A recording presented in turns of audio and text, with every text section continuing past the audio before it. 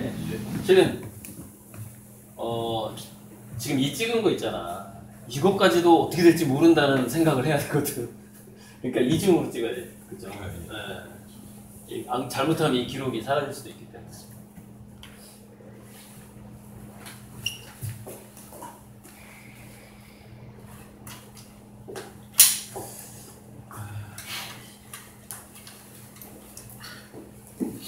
저는 창세기부터 한번 스토리를 풀어가 보려고 하는데. 창세기요? 창세기 나와. 오. 네. 네, 제 그림이 뒤에가 있기 때문에 그림하고 관련돼서 창세기로 풀고 제 경험 이야기하고 하다 보면 자연스럽게 풀릴 것 같아요. 감쪽같나? 이제 강의 들은 거에 대해서 화가로서의 그 어떤 저만의 소화법 그런 거 얘기하면서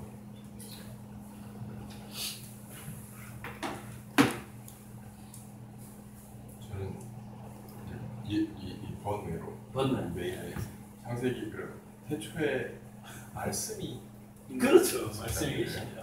그런데 불교에서는 그러니까 태초에 말씀이 모든 거잖아요. 로고스 말씀이 모든 거잖아요. 근데 불교에서는 안 그러거든요. 말로 뭘 표현을 해? 말로는 안 돼. 라고 얘기하잖아요. 그게 이제 다르죠. 어떻게 가는 거니까. 그죠? 대화는 말로 안 되는 거가 대화인데 말이 어떻게 가는 거야? 어느 쪽이 태초에 말씀이니까 불리는 거잖아요.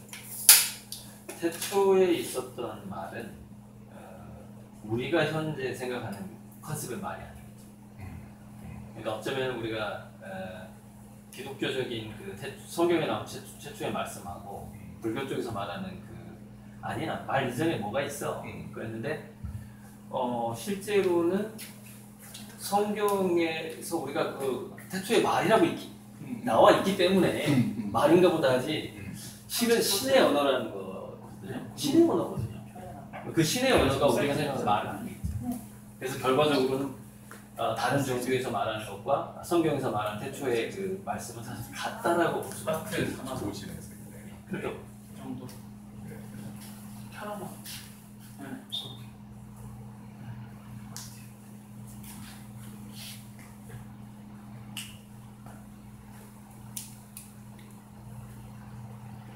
말씀하고 하세요. 응. 아니 이거 세게 넣으면 안 되는구나. 이게 세게 넣으셔도 돼요. 정말 되나가지고. 여기서 넣으면 되니까. 네. 살이 더 빠지신 것 같은데 지금. 살이 엄청 빠지신 것 같아요. 최근에 좀 신경 쓸 일이 좀 많아. 회사 일로. 사장님 얼굴이 홀쭉하게 회사 일로. 엄청 홀쭉해졌어요. 그러면 잘 나온다는 말씀이시네, 그죠? 홀쭉해 카메라 홀쭉해 좋잖아. 네, 좋아요. 어떻게 나오시나요?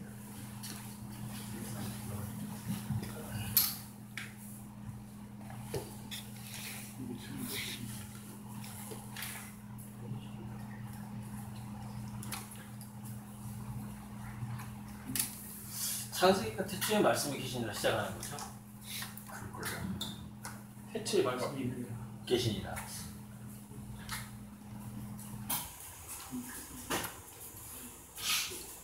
저는 성당을 다니지만 성경을 열심히 읽는 편이 아니라서 피하는 말씀이 자, 이게 뭐 빠져- 말씀이 아니라 요한복음에서 나와. 아 그래요? 그 창세기 아니죠? 창세기가 아니고 아 여기 전문가가 계셨는데 요한복음 1장 1절이야. 그 얘기. 요한복음. 이렇게 전문가가 계셨는데 몰랐네. 도올 선생이 그랬지. 요한복음. 요한복음 1장 1절 요한복음이 말씀, 태초에 말씀이 깨졌는데 그 말씀이 곧 하나님이다 그거지. 그게 예수님이 거기서 나와. 다 교회 다니시는 거예요. 그러니까 다 지금 집사님들이야, 집사님들. 교회는 앞쪽으로 서 있으니까 가만히 있어도 들려.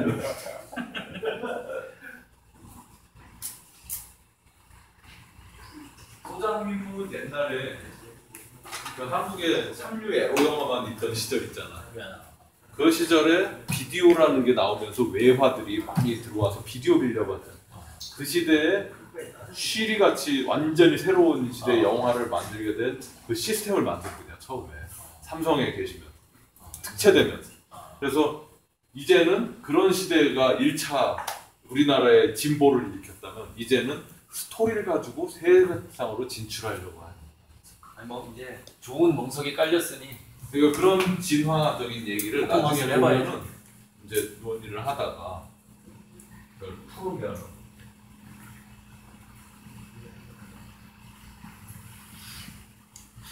제가 파가로스의 강의를 들었던 느낌하고 그다음에 이제 우리 한국 원천 스토리의 비전 이런 식으로 흘러가면 딱 소리 되셨나요?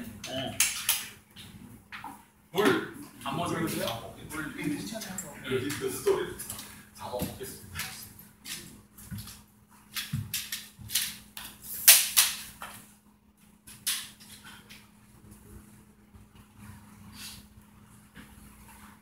도전이 좀 똑바로 하세요. 괜찮아? 괜찮아요. 아이. 네, 아니 대답인데. 잘 공감하게. 아 내가 너무 얌전하게 앉았나 봐. 이렇게 그 앉았는데. 스냅per만 좀 안 나오게 했으면 좋겠어요. 최대한 겸손하게. 발가락 양말 좀. 왜냐면 이제 우리 구하동님을 내가 봐야 되니까. 겸손하게 이렇게. 발가락 양말만 좀. 알았어. 흰 양말인 척좀 해줘. 뭐 빨간 양말 하나 신으셨는데. 코디 한 건데 이게. 아이고 나가실게요. 너무 좀 심각하다. 차라리 구형이라고 그러지. 근데 저기 되게 성함이 어떻게 되시죠? 저요? 네. 허미란이요. 네? 허미란. 중국어. 아니 미란 씨가 되게 좋아해. 저희 구하동님 까니까 막 제일 좋아해요. 결심해가지고. 신나서 솔로모와 둘이 친구야. 남자의 모습을 되게 좋아하시는. 아 이제야 좀 제대로 얘기를 하시는 분이 나타났구나 뭐 이런 느낌인 것 같아. 그동안 얘기 못하다가. 아니 나하고야 보안 얘기야. 30년 동안. 들어가겠습니다. 네.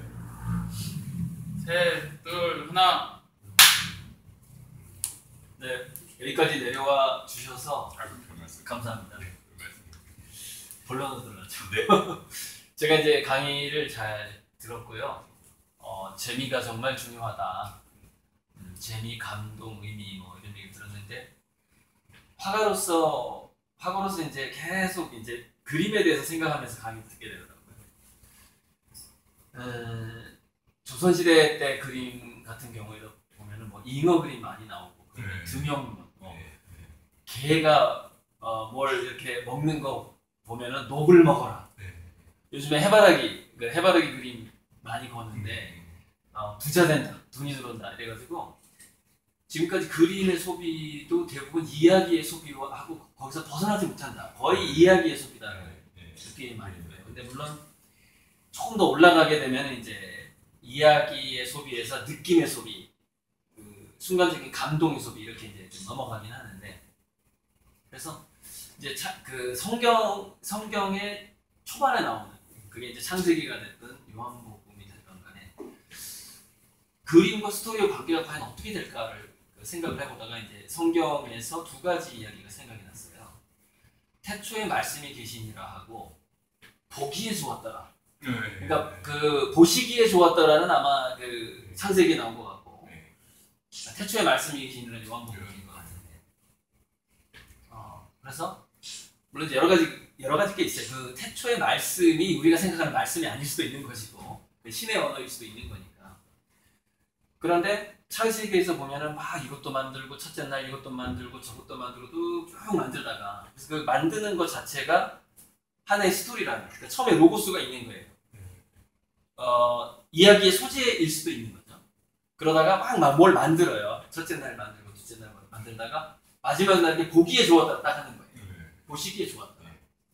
이게 이제 그 스토리가 그림화되는 과정인 것 같은 느낌인 거예요. 그 전체 구조가. 근데 제가 예전에 제 그림을 팔다가 99%까지 그림 거래를 성사시켰다가 못 판 적이 있었어요. 그때 이제 너무 제 그림을 마음에 들어 했던 거예요. 그 소비자가. 그래서 제 그림을 보면서 나름대로 막 뭔가를 상상을 했었나 봐. 이야기를. 그러니까 보기에 좋은데 그림이 무수한 이야기를, 무수한 로고스를 압축해서 하나의 장면으로 그림이 일단 한 컷이잖아요. 그림이라는 게. 한 컷으로 그 수많은 로고스와 스토리를 앞쪽에서 딱 보여준 순간인데 저는 이게 약간 빅뱅 같다는 느낌이 드는 거예요. 그래서 그 제 그림을 사고자 했던 그 소비자는 뭘 생각했었냐면 제 그림에서 약간 기독교적인 세계를 생각했던 것 같아요. 그래서 제가 이제 그림을 설명해달래 저보고 기독교인인지 어떻게 알아요? 그 사람이 설명해줬는데 난 사실 그 불교적인 그 생각을 가지면서 그 그림을 그렸었거든요. 그래서 이 그림은 그 화엄 사상에서 육상원흉이라고 육상원흉 뭐 아무튼 총이 뭐 있는데 그 6가지 상이 결국에는 그 하나로 돼 있다라는 뭐 그런 걸 표현한 거다 그랬더니 불교 이야기 남았어요? 그러는 거예요. 그래가지고 내가 그걸 안 했으면 그 그림 팔 수 있었는데 그 그림을 못 판 적이 있었어요. 그래서 이게 지금 어떤 뭔가 순환과 반복이 느껴지는데 로고스 이야기의 원천 소스가 그거는 우리가 글로 써지기 전에 말로 되기 전에 엄청나게 많은 이야기가 또 압축되어 있는데 단지 이미지화 되어 있지 않은 거예요. 그게 이제 태초의 말씀 같다는 느낌이 들고 그게 막 이제 만들기 시작하고 구조를 만들기 시놉시스 나오고 시나리오 나오고 막 하다가 마지막에 이제 영화가 딱 끝났어요. 마지막에 자기가 가슴속에 뭔가 감동을 하고 나갈 거 아니에요. 극장을. 그게 하나의 그림이 아닐까라는 생각을 해보는데 자 그런데 그 그림 자체가 왜 또 제가 빅뱅이라고 생각을 하고 드냐면은 바로 그 관객처럼 화가는 이런 생각으로 그렸는데 전혀 다르게 해석한다는 것이죠. 자기만의 세계를 또 펼쳐간다는 것이죠. 그래서 저기서 또 다른 우주가 펼쳐져 버리는 거예요. 그림에서. 제가 이제 우리 소장님 지금 컨설턴트인데 정확한 명칭을 어떻게 해야 될지 모르겠는데 아무튼 저도 같이 이제 스토리홀딩스의 식구가 됐는데요. 그 이야기를 들으면서 제가 화가로서 이런 구조 여기까지는 한번 생각을 해봤어요. 여기에 대해서 소장님 어떻게 생각해요? 원장님은 작가시잖아요. 네. 저는 장사꾼이거든요. 그러니까 그런 식으로 말씀드리면 두 가지를 말씀드리면 이 영화를 만들 때 그러니까 기독교적인 해석을 하시는 구매자와 불교적으로 그리신 작가님이 괴리가 생기잖아요. 설명하니까 그때 괴리가 생기죠. 설명 안 했으면 팔 수 있었어요. 그런데 이야기를 만들 때 장르가 되게 중요해요. 액션 영화를 보러 왔는데 액션은 없이 로맨스만 펼쳐지면 무지하게 화내죠.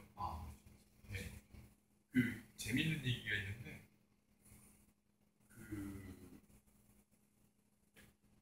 액션, 그러니까 관객을 한 명이라도 더 들게 하려고 포스터에다 총 들고 막 이렇게 맛있게 하잖아요. 근데 들어왔는데 총격전이 별로 안 벌어지잖아요. 극장 유리창 다 깨져요. 그래서 상업 영화에서는 장르의 규칙을 얼마나 잘 따르느냐가 되게 중요해요. 자, 이거는 이제 제가 장사꾼으로서 말씀드리고 이제 어려운 좀 다른 말씀 드리자면 지금 고아영님 하시는 말씀을 들으면서 어떤 생각을 했냐면 저는 텍스트와 서브텍스트를 생각을 해요. 서브텍스트. 네. 그러니까 겉으로 드러나는 서사라든가 묘사라는 것으로 인해서 관객 또는 독자 또는 그림을 보는 분들이 받아들이는 거가 텍스트만은 아니고 그렇죠. 그 밑에 작가나 감독이 숨겨놓은 서브텍스트를 받아들였을 때 진짜 다가가는 거잖아요. 그러니까 슬픔이란 이런 거를 한번 말로 하면 뭐예요? 보면서 밑에 깔려있는 그 슬픔을 받아들여야 되는 거잖아요. 찜질방에서 원적외선 같은 거. 그렇죠. 그러니까 온도만 있으면 안 돼요. 예, 사실은 그 만드는 사람들이 제일 힘든 부분이 그 서브텍스트를 드러내는 게 되게 힘든데 그게 된다 그러면 이 모든 작품들은 굉장히 힘을 가지는 거잖아요. 그래서 이제 지금 고여긴 얘기를 하셨을 때 저는 그런 서브텍스트에 대한 생각을 했었어요. 근데 물론 이제 문학 쪽에서는 많이 연구들을 하잖아요. 서브텍스트가 어떻게 드러내는지 하는 연구를 하는데 그 보면 참 만들 때 굉장히 이건 잘 만들어졌다라고 하는 시나리오를 나중에 보면 우리가 만드는 사람도 모르는 서브텍스트들이 깔려있는 경우가 되게 많았어요. 그래서 저는 고객님 그 얘기를 하셨을 때 그런 생각이 들었어요. 자, 그럼 서브테스트가 흥행에 미치는 관계는 어떻게 됩니까? 그것도 되게 중요하죠. 네, 그러니까 그거는 아까 말씀드린 재미와 의미라는 부분인데, 그러니까 일단 재미있게 만들려고 되게 노력을 해요. 아까 제가 잘안 봤는데, 그리고 나서 어느 정도의 궤도에 올라가면 이제 되게 기한이 있고 막 쫓기고 작업들 하는 경우가 많잖아요. 근데 재미는 최대한 그 기한 안에 맞추려고 애를 쓰는데, 거기에 의미를 어떻게 넣을까를 저는 보는 책임 아니에요. 그러면 흥행의 힘이 생겨요. 그 서브텍스트가 의미하고 잘 섞이면 그 영화나 드라마가 힘이 생겨요. 그 흥행의 굉장히 중요한 요소 중에 하나예요. 그러니까 이런 그 상업 영화이기는 하지만 상업 영화를 그 상품성을 구성하는 요소 중에 하나가 작품성이라는 게 반드시 들어가야 되는 거거든요. 그래서 되게 흥행이 되게 중요하죠. 우리가 곰탕집 가면 왜 진짜 한우삭을 우려낸 집도 있지만은 뭐 이렇게 탄 집, 마가린 넣고 설사나잖아요. 네. 먹자마자 네. 그게 서브텍스트가 이제 일종의 그런 어떤 우려낸 네. 뭐 표면적으로는 네. 당장히 알 수는 없지만 그거를 모르고 드시는 분들도 네. 한우 이건 알잖아요. 네, 알죠. 네. 느낌이 오잖아요. 네. 근데 그거를 우리는 의도적으로 만들어 넣어야 되잖아요. 그렇죠. 네. 그 되게 중요한 거예요. 아까 이제 한국인들이 냉온탕을 오가는 재주가 있다. 한에 있어서 굉장히 다이나믹하면서 흥이 날 때는 더 극단적인 흥미로, 한일 때는 그 누구도 감당하지 못한 그런 기쁜 한으로 빠지는 그런 게 있다라고 얘기를 했는데, 지금까지 그렇다면 그런 기질은 갖고 있었는데 뭔가 장치가 없었거나, 예를 들면 우리 한국인들이 이 이야기 산업에서 큰 돈을 벌지 못해 왔다면, 지금까지 조인 루니나 이런 사람들처럼 헐리우드처럼 뭐가 부족했었는지, 그런 그동안 누가 어떤 요소가 빠졌는지, 또 어떤 사다리가 없었는지, 어떤 뼈대가 없었는지, 그리고 앞으로 우리가 이제 몇 번의 그 이야기 산업이 확장되는 계기를 아까 강의 때 말씀해 주셨는데, 그 확장되는 과정에서 우리는 그 어떤 걸 얻게 됐는지, 한국인들이 그 어떤 기질을 이미 바탕에 깔렸다고 치고 그 부분을 조금 더 자세히 제가 그 부분은 네. 저는 장사꾼이잖아요. 네. 제가 말씀드리는 거는 바람직하지 않고, 제가 이 강연을 준비를 하면서 강준만 교수가 쓰신 그 책을 봤는데 인용 거기에 다 나와 있어요.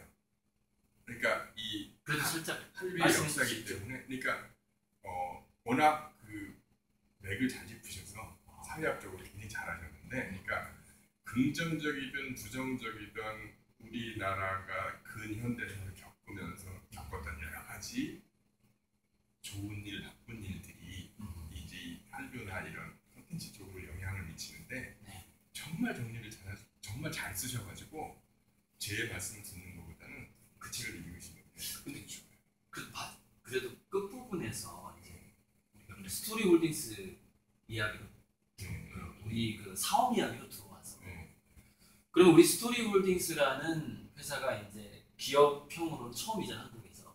국내 처음인데, 우리의 비전이라는 것을 전달하면서 조금 전에 제 그 너무 많은 대답을 요구했던 그 문외한 그걸 잊어주시고, 그러면은 좀 더 좁혀서 스토리 홀딩스라는 회사의 입장에서 우리에게는 이런 좋은 기회가 왔다, 이렇게 좀 가볍게 좀 대답을. 그러니까 그거는 사실은 가벼운 건 아니고, 어떻게 보면 스토리 홀딩스의 그 아이덴티티거든요. 이거는 존재이거든요. 그 부분. 네, 근데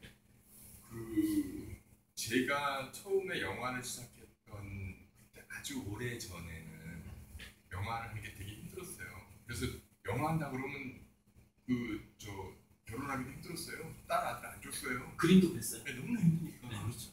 제가 정원도 그때 연봉 20만 원이었거든요. 네.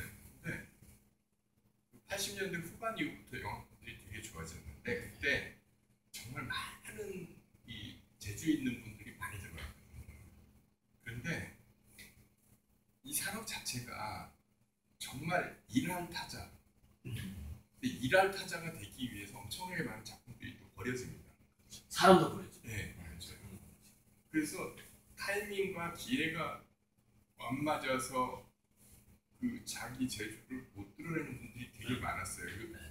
저도 옛날에 그 현장에서 일을 할 때도 저도 그런 사람 중에 하나였고, 그런데 이제 산업이 좀 좋아졌잖아요. 이제 대기업들이 들어오고 산업 구조가 이제 좋아지면서 또 물론 그런 산업화가 되면서 이제 좀 안 좋은 부분이 있기는 하지만 전체적으로 좋아졌기는 하지만 그럼에도 불구하고 기회가 못 주어지는 분들이 되게 많거든요.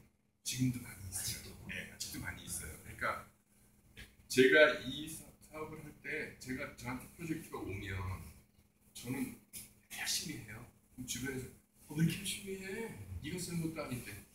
왜 열심히 해야 되냐면 그분들은 목숨 걸고 들어와요. 저 일생을 걸고 들어와요. 입봉하려고. 네. 그럼 저도 일생은 아니지만 반생은 걸어야지. 그렇잖아요. 그래서 저는 되게 열심히 해요.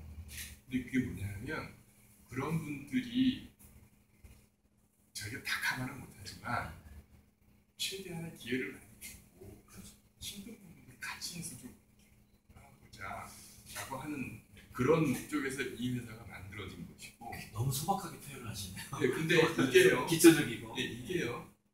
제 경험과 저희 팀들의 어떤 여러 가지 장치들과 이런 것들이 다 이제 좋아지겠지만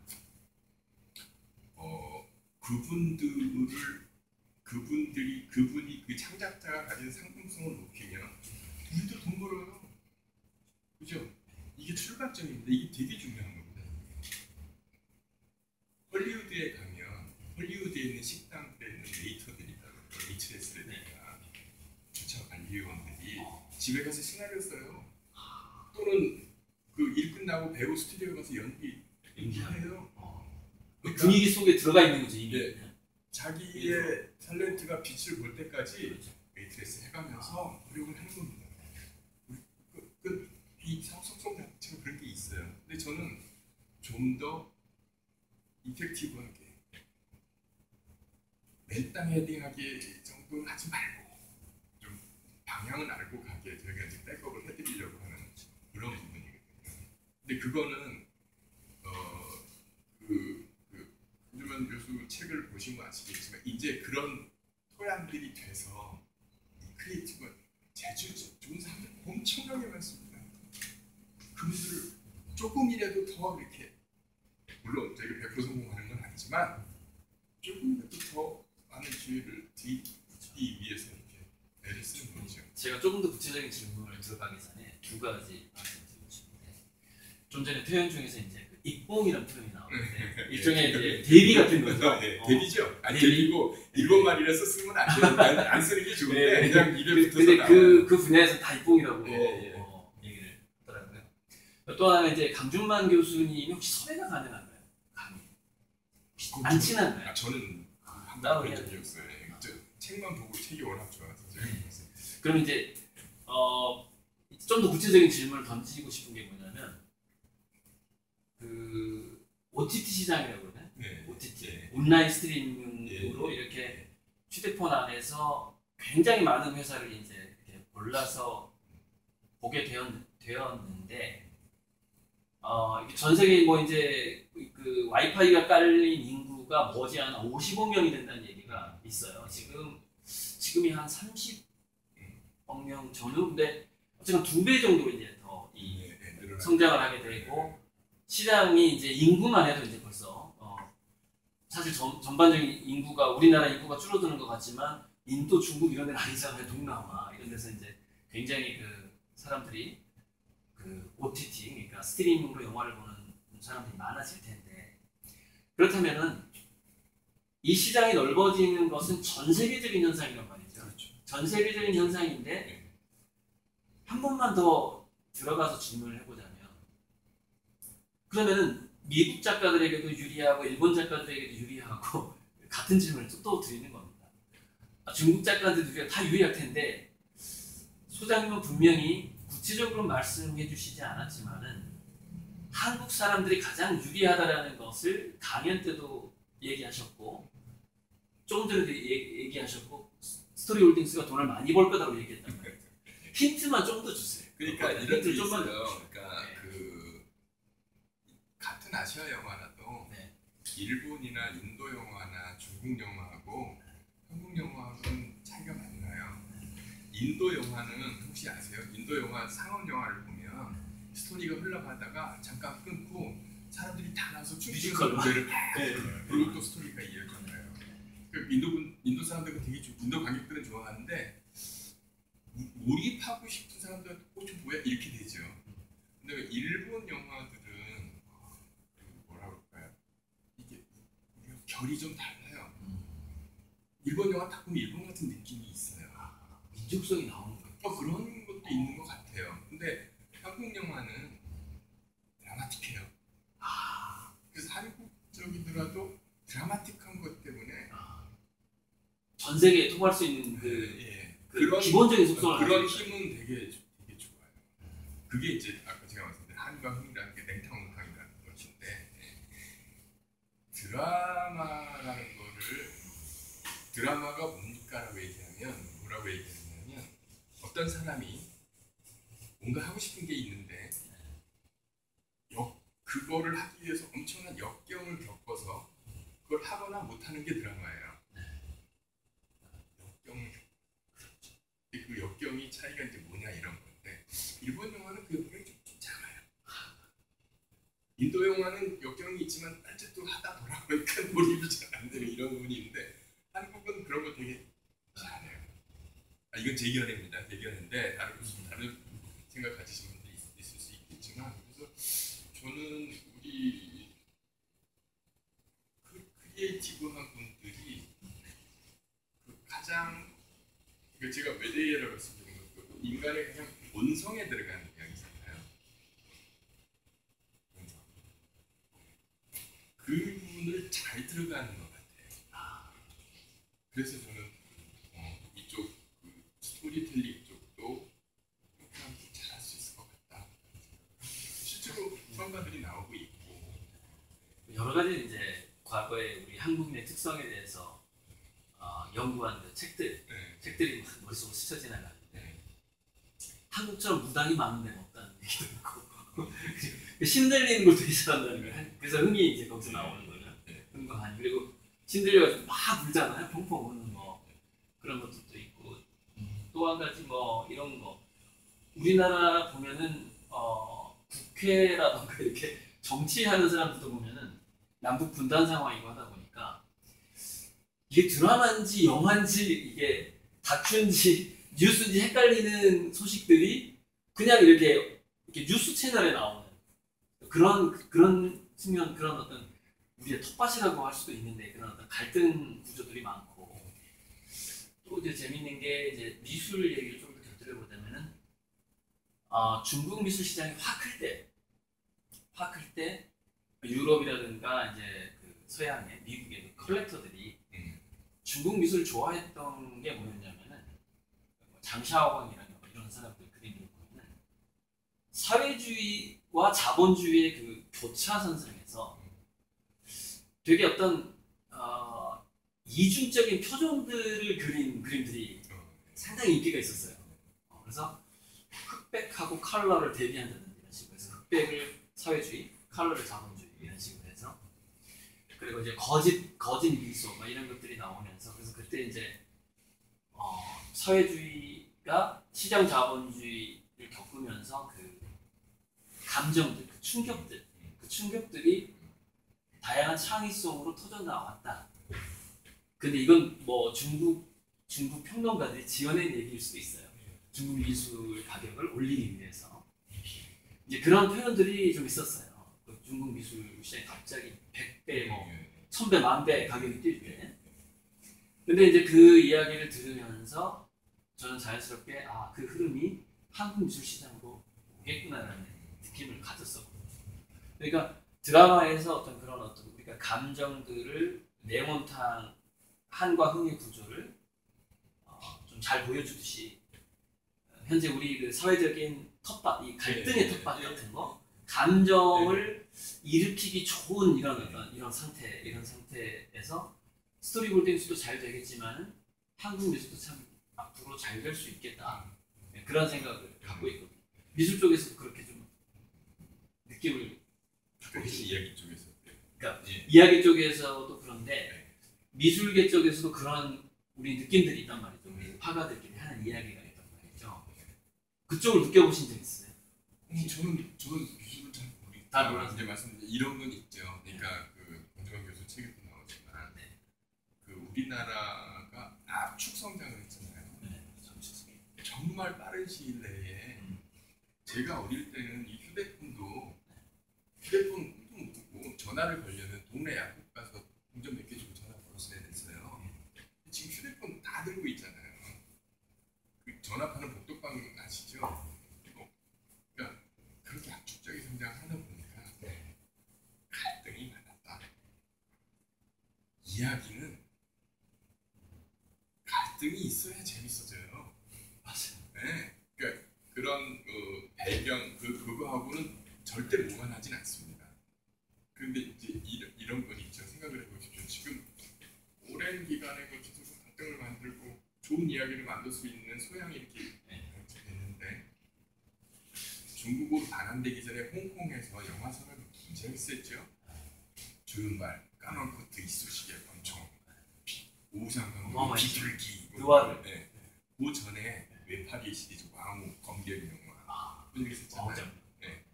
그러다가 중국으로 반환되기 직전부터 무너졌어요. 크리에이티브 인력이 다 나갔잖아요. 미국으로 가고 캐나다로 가고 다 나갔죠.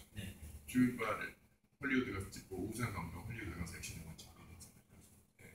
그러니까 이제 사실은 이야기 산업이라고 하는 것은 미술은 제가 잘 모르니까 그걸 논의를 하고 사회적 분위기하고 아주 밀접해요. 굉장히 밀접하고 지금은 그동안에 갈등 겪고 하는 그런 여러 가지 것들을 충분히 터뜨릴 수 있는 소양이 다 됐다. 아주 훌륭하게 잘 서 있다. 그래서 지금 이 만개할 것이다라고 저는 그렇게 보는 것이고 이제 앞으로 얼마나 갈 것이냐 그건 이제 산업적으로 뭐 정책적으로 잘 관리를 해야겠죠. 홍콩 같은 그건 이제 격변이긴 하지만 잘 관리돼서 간다고 하면 스토리텔링에서는 당분간은 굉장히 큰 힘을 발휘할 것이다. 얘기 꼭 안 하고 넘어갈 수 없는데 이 강연장에 오기 전에 제가 이제 숙소에서 옷을 갈아입으면서 과학 드라마를 보고 왔는데 YTN에서 4대강 때문에 홍수가 났다. 4대강 때문에 홍수를 막았다. 이게 서로 막 이렇게 서로 이제 과학 드라마가 뉴스에 나오고 있더라고요. 그런 갈등들 괜히 얘기했나 봐요. 재미없는데 아무튼 혹시 이제 관객 중에서 한두 분만 그 질문을 소장님이나 저한테 좀 해줬으면 좋겠는데 이게 잠깐 뭐 질문 안 나오는 동안은 편집해 줄 거니까 질문자 빨리 어디 갔어? 다 이게 다 직원들 다 어디 갔어요? 아니 왜냐면 이게 예의예요. 관객에서 예의 아니 저 하신 거 어때요? 그래도 우리 대표님. 대표님 빨리 마이크 하나 줘야 되나요? 마이크만 들을게요. 그 뭐냐 안 나오고 마이크만 소리만 나오고. 목소리만 나오게. 제가 집중을 못하고 해서 지금 갑자기 당황스러운데 하고 싶었던 질문이 몇 가지 있었을 거예요. 마이크 대고. 너무 이렇게 강렬하지 마세요. 시작을요. 자 멘트를 쳐주세요. 제가 네. 다시 한번 할게요. 얘기 다시 한번 할게요. 네. 다시 갑니다. 잠깐만요. 하고 넘어갈게요. 얘기 나누는데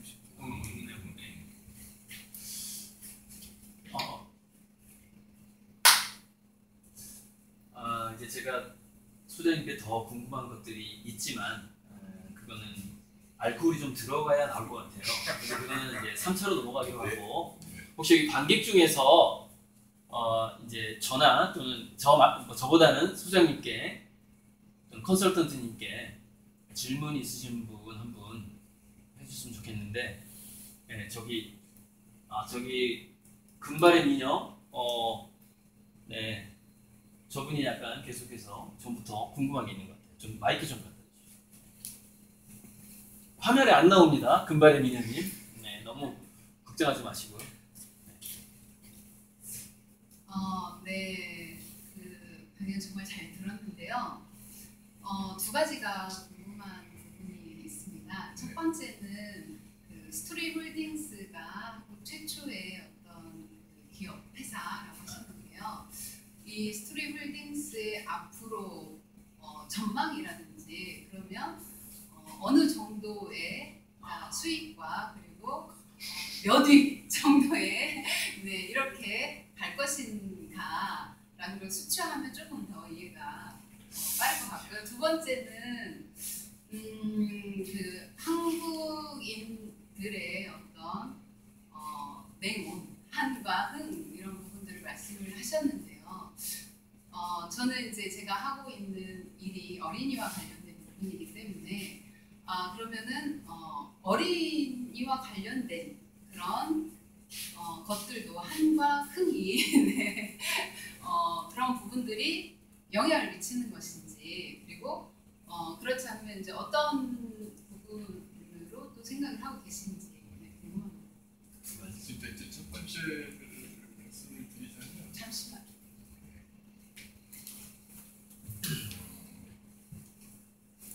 스토리 홀딩스는 그러니까 이제 저희처럼 스토리텔링의 컨설팅을 하는 법인은 최초예요.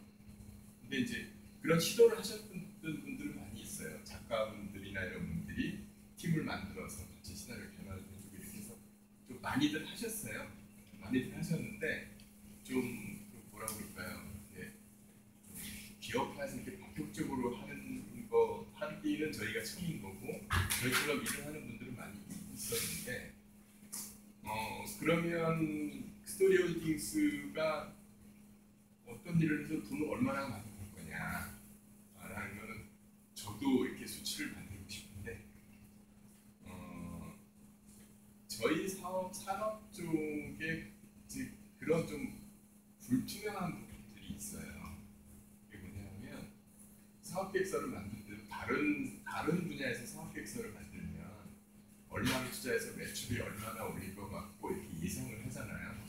근데 영화에서는 그런 계획을 짜는데 어떻게 짜냐면 제일 잘 됐을 때 얼마, 평균적으로 얼마, 망하면 얼마 이렇게 해요.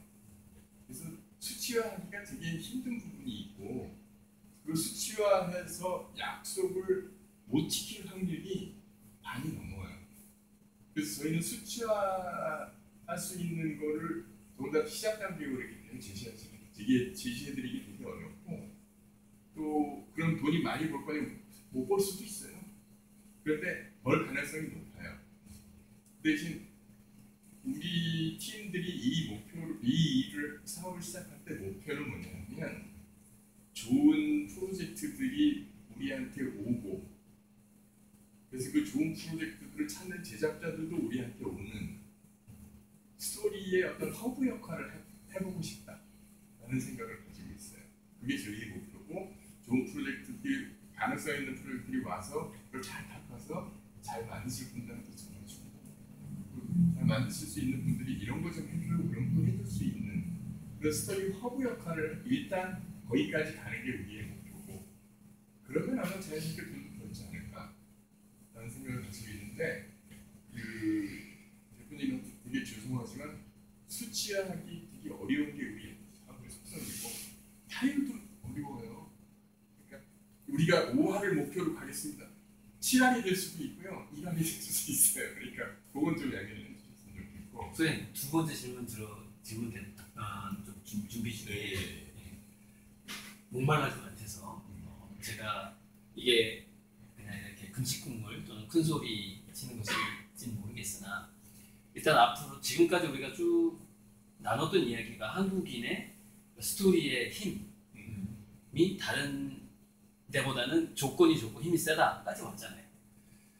그래서 그걸 잘 만든다 우리가. 근데 이걸 생각해봐야 될 것 같아요. 이렇게 작가들과 영화 제작자 배급사 이렇게 우리 주변에 이렇게 있을 텐데 우리가 끌어오고 싶다.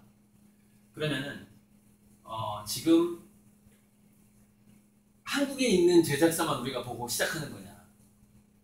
그러니까 언어의 장벽이 무너졌다고 생각을 해요. 뭐 인도가 됐든 일본이 됐든 중국이 됐든 동남아가 됐든 간에 미국이 됐던 거예요. 전 세계 모든 작가들과 전 세계 거의 모든 영화 제작사, 그 다음에 뭐 넷플릭스 같은 회사들, 그 중심으로 우리가 들어갈 가능성이 있습니까 없습니까? 선생님? 이것만 얘기해 주세요. 그 가능성. 그 얘기를 잘못 들으면 충분히 들어가죠. 그 바로 그거예요. 그래서 저는 거기에 들어갈 거라고 보고 있는 거예요. 근데 잠깐만, 그게요 무지하게 어려워요. 그러니까 지금 한국 영화계에 떠돌아다니고 있는 시나리오가 몇천 편입니다. 그 중에서 1년에 영화 되는 게 50편에서 60편이에요. 그 중에서 수익을 내는 게 10편이 안 돼요. 얼마나 힘든 시장입니까? 그런데 의외로 또 밖에 나와서 돈을 많이 버는 영화들도 생기고, 또 한국에서는 흥이 별로였는데 또 동남아 같은 데 가서 돈을 버는 영화들도 생기고, 이제는 그 OTT가 열리면서 장점 중에 하나가 그겁니다. 우리도 넷플릭스 통해서 일본 드라마 보고 뭐 브라질 드라마 그렇죠. 보고 다 보잖아요. 네. 그러니까 포르투갈에 있는 어떤 넷플릭스 유저가 한국 드라마 보고 보잖아요. 네. 언어가 다 그런 언어가 다 열려 있습니다. 번역이 돼요. 다 열려 있는데 이런 거는 있죠. 나라마다 그 특히 문화적인 어떤 수용하는 데에 장벽들은 좀 있어요. 이제 그것만 잘 컨트롤한다고 하면 이제는 다 열려 있는 그런 시장인데 좀 무지하게 애를 많이 써야 된다. 그리고 우리는 분명하게 말씀드리지만 스토리텔링은 무지하게 애를 쓸 거다. 목숨 걸고 오시는 분들은 저희도 목숨 걸고 한번 해보겠다 이렇게는 말씀드렸습니다. 제가 그 두 번째 대답, 두 번째 질문이 뭐였냐면 그 어린이 네. 관련된 네. 것에서도 한과 흥이 적용되느냐가 이제 네. 두 번째 질문이었는데 하기 전에 한마디만. 네. 자, 우리가 아까 야구 타율 얘기했잖아요. 타율. 네. 우리가 이제 뭐 골프 같은 거, 모든 종류의 그 어떤 약간 도박성이 있는 확률 게임이 있는 스포츠에서 다 마찬가지인데, 우리가 메이저 리그에 가는 선수와 가지 않는 선수의 그 타율 차이가 얼마나 나는지를 한번 생각해 보세요. 무슨 얘기냐면은 우리가 전 세계에 흩어져 있는 이야기를 이렇게 흥행시키는 그 확률 자체가 정말 조금만 높잖아요. 전 세계 중심 금방 가봐요. 그게 메이저 리그로 가느냐 마이너 리그로 가느냐 그 타임 차이가 얼마 안 납니다. 이게 이제 두 번째 제가 힌트입니다. 그리고 그 어린이들을 대상으로 하는 그런 이야기가 한과 흥 거기에도 그게 들어가냐? 예, 들어가야죠. 아이들은 더 합니다. 아까 말씀드린 겨울왕국 프로즌을 보시면 엘사와 그 동생 이름이 뭐죠? 필리핀 얼마나 안나 얼마나 고생했습니까? 아주 불쌍히 죽겠잖아요. 그 언니 안 만나고 그 설산 올라가고 막 싸들이 언니를 가니까 언니는 쌀쌀맞게 얼음이랑 싸대고 고생했잖아요. 그 내가 안 나래도 많이 맺히겠네. 그죠? 근데 막판에 또 중간중간에 막 슬로우도 타고 가고 막 신나는 게 있잖아요. 그리고 토이스토리를 보면 우디가 버즈라는 장르가 들어와서 자기의 지위를 잃어버려요. 그래서 좀 옆으로 밀려나게 해주려고 그랬더니 얘가 떨어져가지고 밖으로 나가버리잖아요. 그럼 이제 어떻게 상황이 데리고 들어와야 되는 거예요. 데리고 들어오려고 그랬더니 온갖 것들이 다 막았었잖아요. 이제 그런 식의 그 한광이라는 단어가 좀 너무 막장식다라고 생각을 하신다고 하면 업앤다운 그런 것들은 아이들한테 오히려 더 필요합니다. 아이들은 짜릿하고 신나고 그런 걸 즐길 권리가 있어요. 권리가 있어요. 어른들보다 더 즐겨야 됩니다. 그리고 잘 놀고 그런 거 보고 좋아하는 아이들이 커서 좋은 크리에이티브하고 이런 좋은 어른이 될 가능성이 되게 높거든요. 아이들 콘텐츠라고 해서 착하기만 하면 안 됩니다. 그거는 아이들을 무시하는 겁니다. 그래서 그 한과 흥을 적용하는 방식은 좀 다를지는 모르겠으나 스토리에서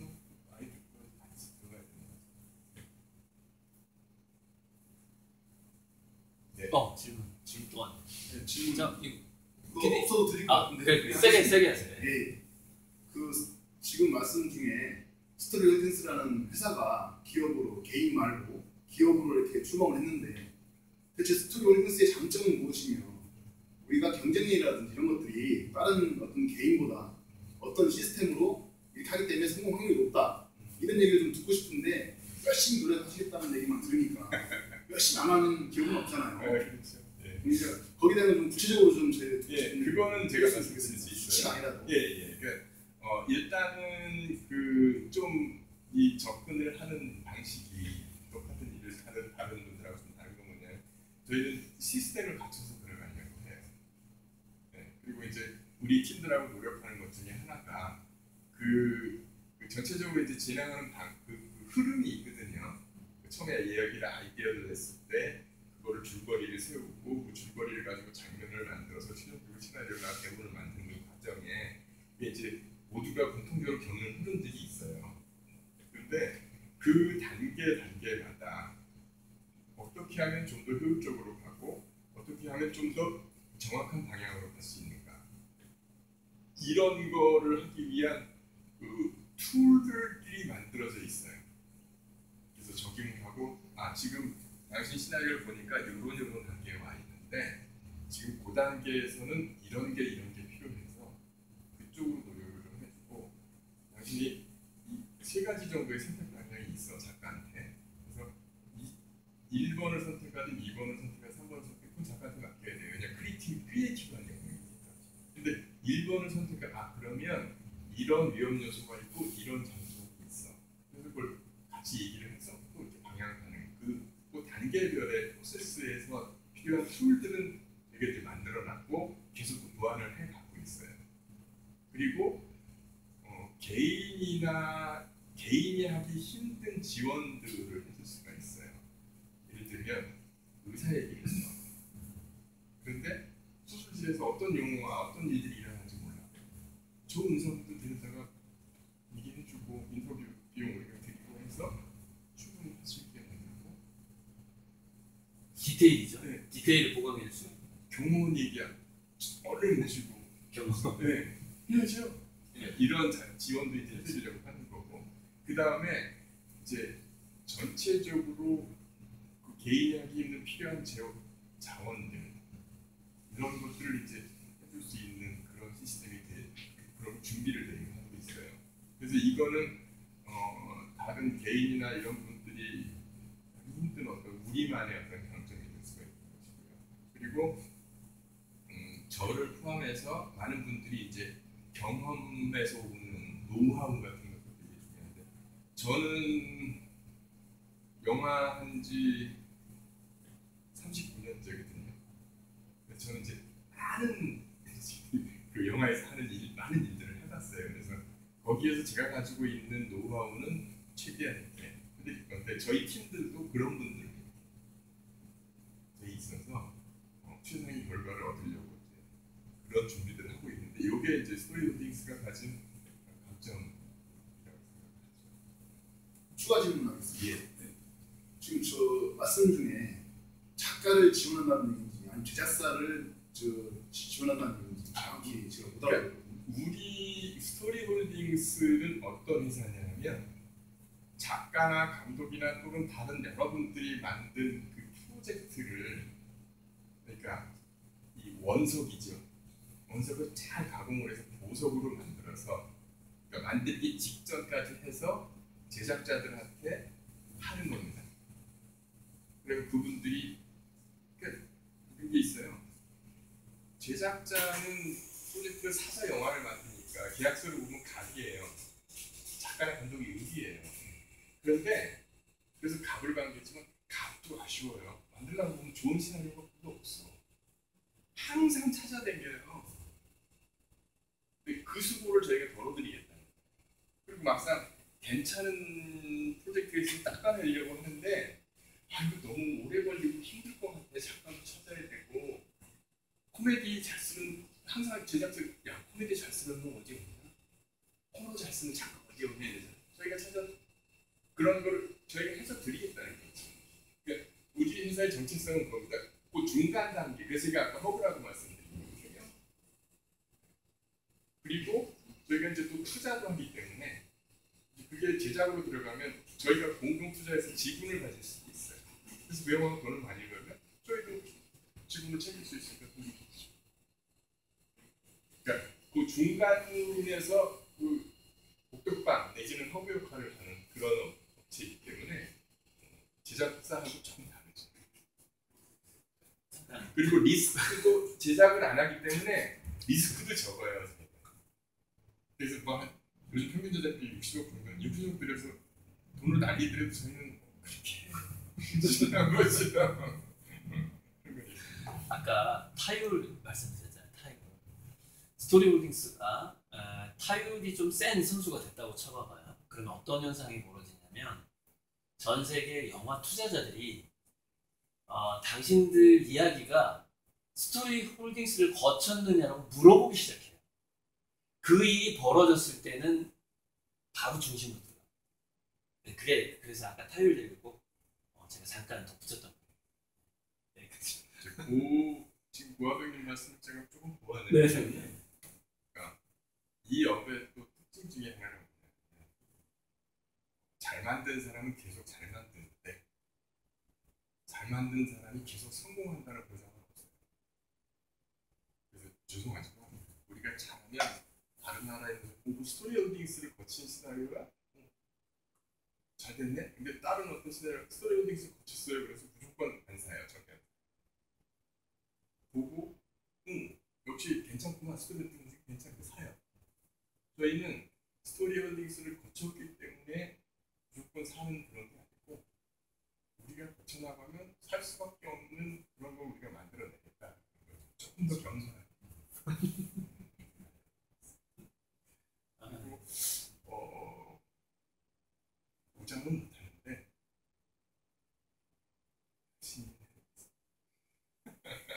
이 1000만짜리 영화는요. 저는 해보니까 한 600~700만 넘어가는 거는 되게 어려워요. 한 500만까지는 어떻게 하고 막 마케팅을 열심히 하면 돼요. 그 넘어가는 거는 되게 어렵거든요. 근데 이제 1000만 기획해서 하나 또 성공하는 경우도 있지만 참 어렵기 때문에 저희 스토리홀딩스가 만든 영화 1000만짜리라면 그건 큰일 나죠. 그건 거짓말. 제가 열심히 또 보충을 해야 되는데 양질의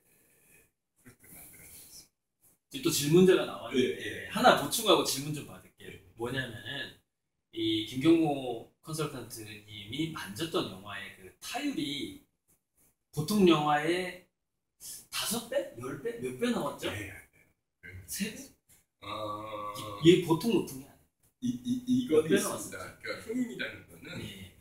그렇게 수치화했으면 저도 되게 좋겠어요. 그런데 나오잖아요. 제가 이제 이 회사를 만들기 전에 같이 했던 영화에서는 그런 얘기를 들었어요. 아, 만듦새는 좋다. 만듦새는 좋다. 그런데 이런 게 있습니다. 제가 만들어서 만듦새 좋게 주잖아요. 그럼 그 영화를 만들려면 거기에 엄청나게 많은 사람들이 개입을 안 할 수밖에 없어요. 그렇죠. 감독부터 촬영, 조명, 촬영 조수들까지 주연 배우, 조연 배우, 엑스트라까지 굉장히 많은 분들이 뭐 미술팀, 분장팀만 해도 있잖아요. 그분들이 다 이렇게 기여를 그렇죠. 하는데 요소가 너무 많아요. 삐끗하면 예. 되게 어려워요. 그러니까 시나리오가 잘 쓴다고 되는 것도 사실 아닌 부분이 있어서 그래서 저는 목표가 김경모가 어떤 스토리홀딩스를 거치면 만듦새 참 좋네. 제대로 한번 만들어 볼 수 있겠네. 라는 소리를 듣는 게 저희의 목표고 그렇게 되면 돈 벌어요. 그건 제가 말씀드렸어요. 얼마 버냐? 그건 아직 몰라요. 겸손하게. 아니 이건 겸손한 게 아니라 이 사업의 속성이 그렇습니다. 피디님 저 질문자 이 마이크 좀 갖다 줄 수 있어요? 저 질문자. 네, 감사합니다. 스토리 홀딩스가 가지고 있는 그런 에너지가 굉장히 클 것 같아요. 네, 말씀 들어보니까 1 플러스 1은 2 플러스다라는 유명한 이야기가 있습니다. 이것은 작가님께서 썼던 그런 내용인데 스토리홀딩스와 그 고리든 작가님이 지금 하고 있는 그런 작업들하고 같이 복합적으로 어떤 할 수 있는 작업들이 많이 있을 것 같아요. 그거에 대해서 생각하고 계신거나 그런 게 있으면 한번 들어보고 싶습니다. 혹시 저를 세계적인 작가로 키우는 데 있어서 아주 좀 도와주실 부분이 있는가 이런 거. 그럴 수도 있겠죠. 예. 그래서 그 같은 어떤 맥락인데 재미있는 부분이 있을 것 같아요. 잠깐만.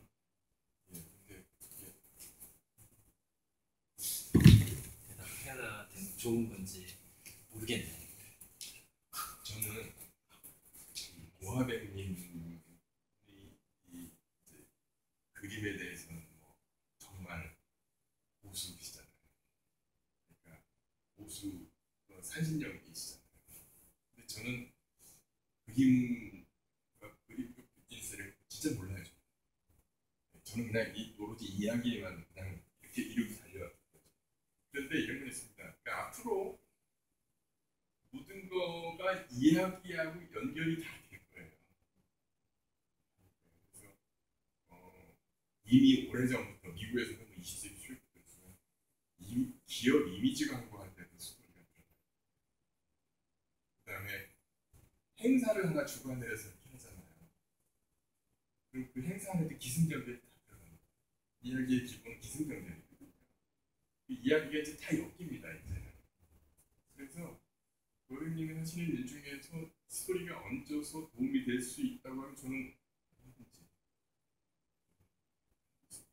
불행히도 저는 스토리가 이야기밖에 몰라요. 그래서 그걸로 들을 수 있는 건 제가 얼마든지 도와드려야 되는 것이고 그 외의 거라면은 그건 못 봐고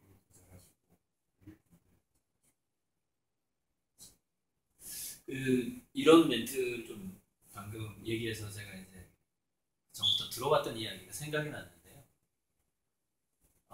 우리가 이제 이 우주의 조물주의 속성을 이제 하나의 직업으로 한번 우리가 표현을 해보자. 화가냐, 건축가냐, 뭐냐라고 했을 때 아까 우리가 이제 이 토론, 대담, 서두에 태초에 말씀이 계시니라는 얘기를 했지만은 스토리텔러라고 압축이 돼요. 많은 그 경험자들이 스토리텔링을 하기 위해서 평행우주를 만들었다는 얘기까지 나와요. 그러니까 평행우주 왜 만들었어? 왜 평행우주 과거, 현재, 미래가 동시에 있다고 하는데 왜 이걸 다 펼쳐놨지 신이? 거기서 라인을 그으면서 과거, 현재, 미래 각 차원마다 이야기마다 우리 선긋기 예전에 무슨 게임 같은 게 있었는데 한 점에서 선으로 이렇게 계속 그어가면서 긋고 싶어가지고 평행우주를 만들었다는 거예요. 그럼 그 긋는 게 뭐냐? A 이벤트에서 B 이벤트로 넘어가는 이거 기승전결 뭐 이런 것들, 원인 결과, 인과 왜 긋느냐? 스토리텔링을 하고 싶다는 거예요, 신이. 그래서 신의 속성을 많은 그 나름대로 인생의 경험도 많고 막 공부도 많이 하고 종교도 공부하고 경제도 공부했던 사람들의 좀 더 굉장히 많은 사람들이 신을 스토리텔러다 이런 얘기 많이 들어봤습니다. 어떻게 생각하세요? 이제 마무리해야 될 시간이 와서. 저는 스토리를 바꾸려 먹고 사는 사람 입장에서는 바꾸시죠. 힘드시는 말인데 모르겠습니다. 이제 좀 더 연구를 해봐야 되겠지만, 근데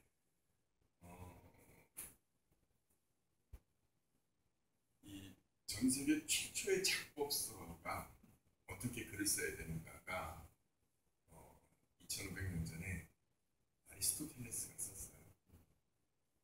그분이 그러니까 시학이라는 것은 그 작법서입니다. 그래서 이야기를 어떻게 해야 되느냐인데 거기에 이런 말이 나옵니다. 모든 이야기는 시작과 중간과 끝이 있어야 돼요. 당연한 이야기잖아요.